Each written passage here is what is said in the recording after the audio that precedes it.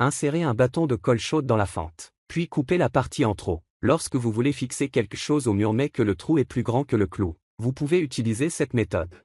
Si vous devez fixer 3 fils de cuivre ensemble, quelle méthode utiliseriez-vous? La plupart des gens utilisent certaines méthodes classiques, mais elles ne permettent pas de bien maintenir les fils. La bonne méthode consiste à écarter les fils de cuivre des deux côtés, puis à les enrouler dans le sens des aiguilles d'une montre autour du fil central. Ensuite, coupez les parties en trop. Pliez le fil central et terminez en l'enveloppant avec du ruban isolant. Que faire si le forêt est trop court pour atteindre le clou? Vous pouvez faire une encoche sur le forêt avec une meuleuse, puis superposer un autre forêt dessus et fixer les deux avec une gaine thermorétractable. Vous obtenez ainsi un forêt rallongé temporaire, très pratique en cas d'urgence.